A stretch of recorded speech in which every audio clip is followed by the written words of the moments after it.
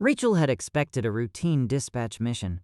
Instead, she stood between the city and an army of thousands, while a drug-enhanced goblin warrior forced her rapier down with crushing strength. Then, a single blue streak struck the warrior from above. A heartbeat later, the sky filled with hundreds more, falling like luminous rain and touching nothing except the goblins. Rachel turned toward the distant helicopter. She could not see the shooter clearly, but the impossible precision felt familiar. To understand how Kim Hajin became the man behind that storm, the story had to return to the beginning of those 3 years. The Chameleon Troop's training room was only 10% complete, but Hajin was already using it to push Master Sharpshooter toward its next grade. With the proficiency stalled at 90%, Boss agreed to serve as the most unreasonable moving target he could ask for. Hajin changed his weapon into an assault rifle and emptied 45 rounds in less than a second. He continued until roughly 400 bullets had crossed the room, yet Boss moved through them like wind. Only 4 managed to graze her clothes. The strain came less from pulling the trigger than from maintaining bullet time.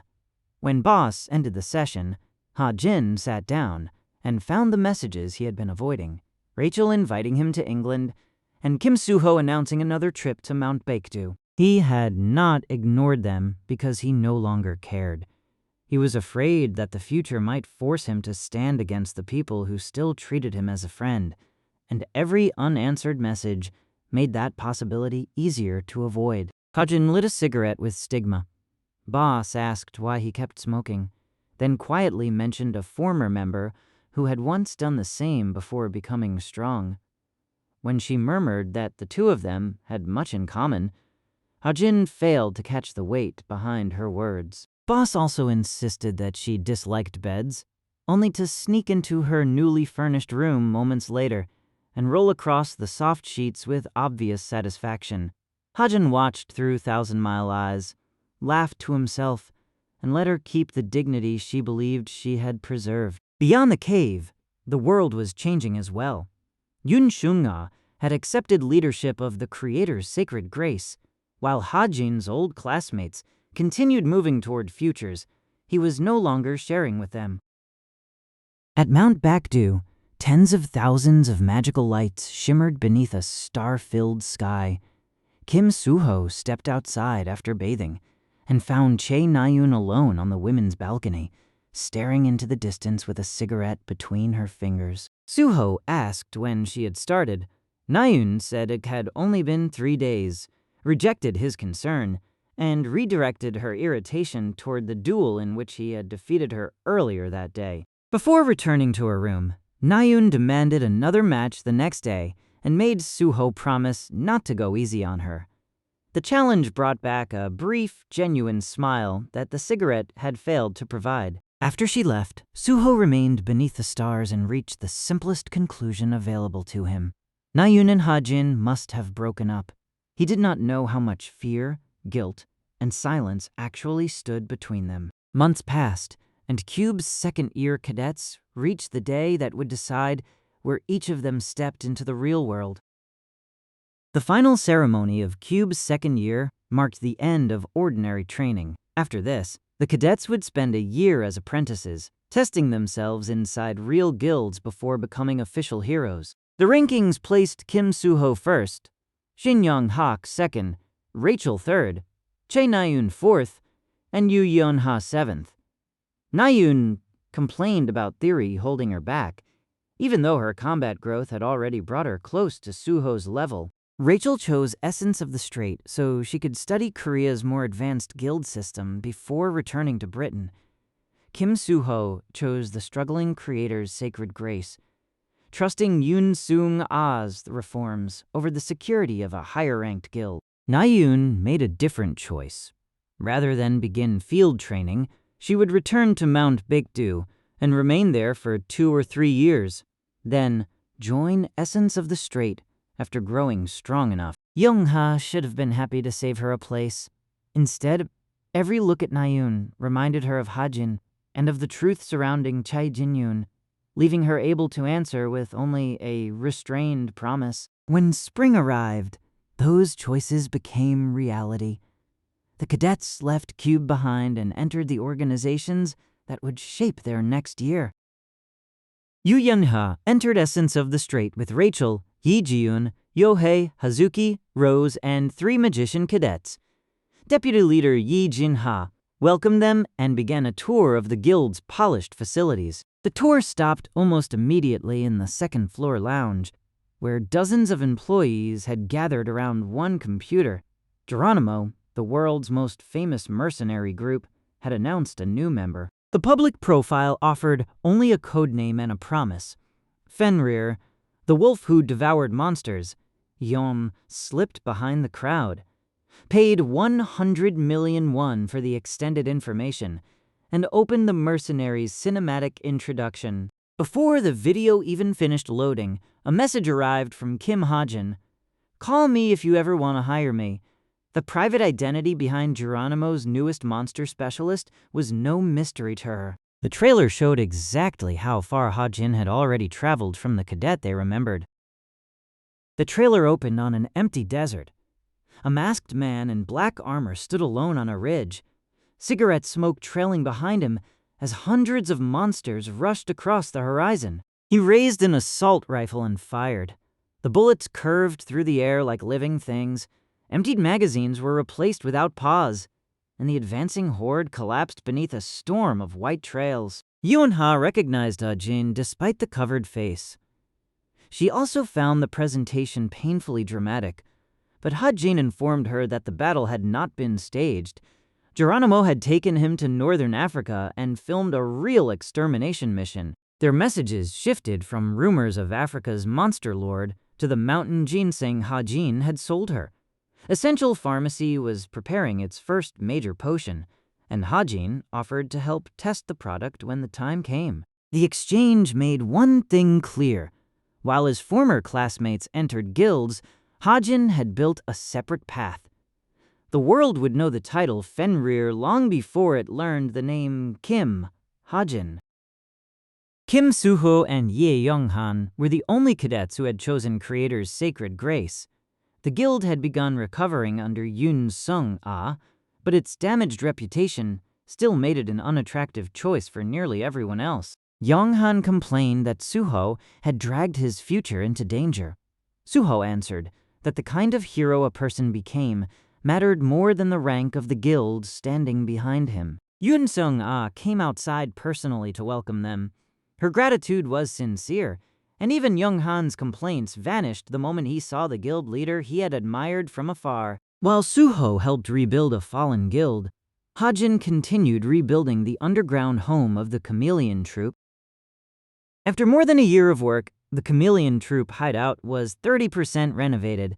Hajin had finished several private rooms, a workshop, a game room, and a bathroom, while a newly discovered underground reservoir allowed him to begin constructing hot springs. Setrin immediately became interested in whether the bath would be mixed.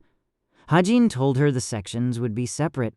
Just before a sleepy boss emerged in black silk pajamas and collapsed onto one of his enchanted sofas. Hajin's furniture had begun receiving recognized item effects, including recovery from fatigue and small improvements to perseverance. Boss had become especially attached to it, although she still tried to present every comfort as something beneath her notice. When Boss announced that her hair was itchy, Hajin understood the real request and began combing it. Jane found them in that position, teased them both, and handed Hajin the newest Violet Times. The newspaper ranked Red Death first among the newest rising figures, Kim Suho second, Fenrir third, and Shin Jung-hak fourth. Fenrir's reputation had already reached countries such as China and the United States, where his ability to clear monster outbreaks in a single day made him unusually valuable. Jane left a stack of missions behind. While continuing to comb Boss's hair, Hajin found one request that made him stop reading casually and focus on the details. 4 days later, Essence of the Strait sent 8 members to an abandoned building near Incheon. 5 were active heroes, while Rachel, Rose, and Yohei joined as apprentices under team leader Jung Jin and deputy leader Jun Yoa. The official objective sounded simple: eliminate a goblin settlement while preventing any creature from escaping into the nearby residential and shopping districts. The team was warned that urban combat made civilian safety more important than raw destructive power. The police sealed the roads. The heroes prepared to enter first, and the apprentices followed with disciplined confidence. None of them yet understood how badly the reported population had been underestimated. Inside the building, the evidence of human greed appeared before the goblins themselves did. A stinging mist filled the abandoned structure, and bodies covered in fungus revealed what had happened. Someone had tried to profit from goblin craftsmanship, only for the goblins to deceive and kill the people who believed they controlled them. Rachel's wind elemental Sunday complained that the air was bad. The small creature could now speak, but only in Korean, creating the absurd problem of an English princess being unable to communicate with her own elemental in English. The group split into two teams and entered from opposite sides. On the second floor, dozens of goblins sprang an ambush, while poison dart users attacked from the flanks. Sunday redirected the darts back toward their owners, giving Rachel the opening to charge. Rose secured the other side, and Im Jungjin's sword waves tore through the goblins holding the center. The next floor was filled with traps, but Rachel's earth elemental detected them before they could trigger. The operation remained controlled until a violent tremor rose from somewhere far beneath the building. Rachel sensed the underground explosion an instant before it occurred. She warned everyone, sent her elementals to form barriers, and the entire team escaped as the concrete floors collapsed into one another. The destruction should have ended the settlement. Instead, goblins dug through the wreckage in numbers that transformed the rubble into a moving mass. There were not 200 or 300 of them, but thousands. 15 goblin warriors stood at the front like officers, and red auras revealed that they had strengthened themselves with combat drugs. Im Jung-jin requested reinforcements and ordered the team to hold the line for 5 minutes, or 10 at most. Outnumbered beyond reason, the 8 heroes spread into a formation designed to keep the army away from the city. A goblin warrior the size of a troll charged Rachel. The first collision sent lightning through her arms, and every following swing pressed several dozen tons of force against Gallatin. Smaller goblins clung to her legs while archers fired poison darts from behind. Rachel blasted them away with magic, but the warrior used that opening to bring its enormous club down once more. The impact never arrived. A blue line from the sky struck the warrior's head and froze it long enough for Rachel to finish the creature with one clean strike. More lines followed. Hundreds of luminous shots poured over the battlefield like falling stars, curving past the heroes and striking only the goblins, until the entire team stopped fighting simply to stare. Rachel alone watched with a serious expression. She turned toward the origin of the impossible barrage and found a helicopter suspended in the distant sky. 2,000 feet above the battlefield, Hajin sat at the open edge of his helicopter and aimed an anti-material sniper rifle at the warrior in front of Rachel. His first shot created the opening she needed. The mission came from a Violet Banquet request written by the only human who had escaped the settlement. 7 years of illegal goblin business had ended with an underground rebellion and a population far larger than anyone had reported. Hajin changed the Desert Eagle into an assault rifle and activated rapid fire. Stigma pushed the weapon beyond its mechanical limits, allowing him to empty 2 magazines in 1 or 2 seconds, while 1,000-mile eyes guided every bullet. In 4 minutes, the goblin army was gone. He used roughly 1,320 bullets to kill almost 4,000 goblins, leaving only the tougher warriors for the heroes below to finish. Khalifa emerged through a portal carrying the ritual tablet Hajin wanted, along with a ceremonial hat, a staff, potions, and other goblin items. The tablet held the settlement's collective dream of rebellion and its impossible ambition to conquer Inchinian. Before leaving, Hajin looked down and found Rachel among the heroes. She could not see him clearly from that distance, but seeing her after so long was enough to disturb the calm he had maintained throughout the mission. After returning the helicopter to Essential Armory, Hajin went home with several useful items from the goblin settlement. The ceremonial hat and staff enhanced spirit-related rituals, but he had already decided they belonged to someone better suited to them. Inside, Evendel was attending an online mathematics lesson, while Hayang slept beside her like a person. Hajin waited until the class ended, and the moment Evendel noticed him, she abandoned the desk and leaped into his arms. He placed the large ceremonial hat on her head and gave her the staff. Evendel stared at the unfamiliar objects in wonder, then ran to the mirror while Hajin laughed at how perfectly she resembled a tiny witch. A dedicated room for her spirit magic training would soon be completed. Hajin hoped she could practice for several hours a day, though he knew that for Evendel, the work would have to feel more like playing than studying. At the same time, Park Soo-yuk reported that SH Agency had received another overseas payment.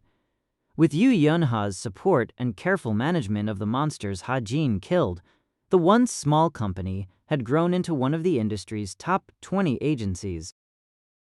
In early autumn, Hajin installed the goblin tablet inside the chameleon troop hideout.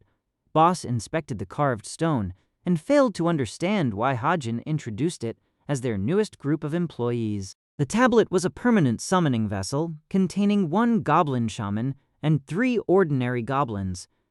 They could gain experience, develop specialties, and eventually increase the number of creatures the tablet could call. When Hajin supplied magic, 4 lights spilled from the stone and formed into was-goblins. He assigned the fastest to cleaning, another to become a barista, and the third to maintain the hot springs. The goblin shaman became their supervisor and was told to assist Hirano Arashi whenever the troop's magician visited.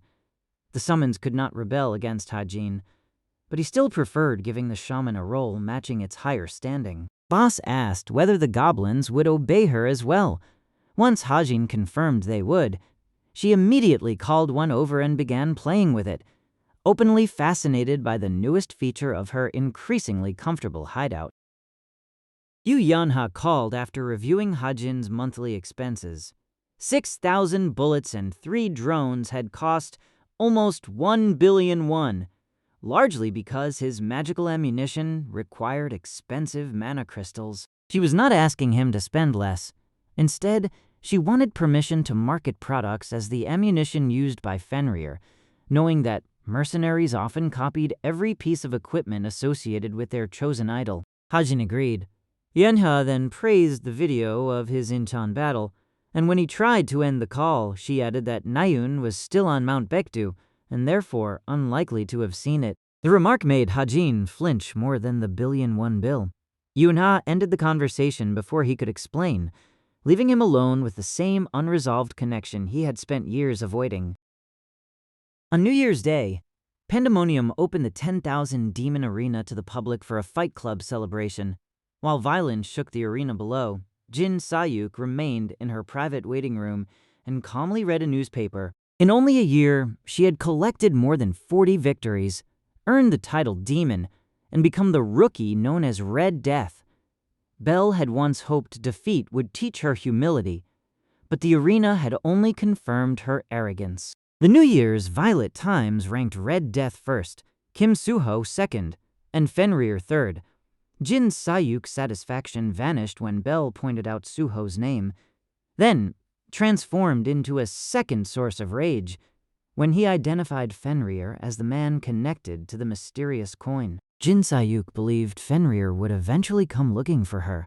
A major arena competition had already been announced for 2029, and both she and Belle suspected that event might finally bring them together. For Jin Sayuk, the names Kim Soo-ho and Fenrir became fuel. Every trace of anger was another reason to grow stronger before the confrontation she expected. 1 year after beginning her apprenticeship, Rachel stood outside Essence of the Strait and said goodbye. Im Jun-jin, Jun Yo-hwa, Rose, Ye-yeon, Yo-hae, Yu Yeon-ha, and the others had become far more important to her than she had expected. She bowed with the formal grace taught by the royal court and thanked them for everything. Before hesitation could turn into tears, She entered the waiting limousine and ordered Jeremy Bond to take her to the British Royal Court Guild. As Korea disappeared behind the moving window, Rachel opened her smartwatch to distract herself. A trending article announced another victory by Geronimo's Fenrir. Hajin had once said they would meet often and that he would visit her in England. He had never contacted her. Rachel briefly wondered whether those promises had been lies, then defended him in her own mind by imagining the dangers and demands of a high-ranking mercenary's life. With a long sigh, she left a positive comment beneath the article. It was a small gesture that Hajin might never notice, but it was the closest she came to reaching across the distance between them. Across those 3 years, everyone moved forward in a different direction. Suho chose a guild worth rebuilding. Nayun buried herself in training. Yeonha expanded her influence. And Rachel prepared to return home as a stronger hero. Hajin also advanced, but under another name. Fenrir became famous for impossible extermination missions, while the people who knew Kim Hajin were left with unanswered messages, unfinished promises, and memories he was still afraid to face. For now, the world celebrated the wolf who devoured monsters. The people closest to him were still waiting for the man behind that title to look back.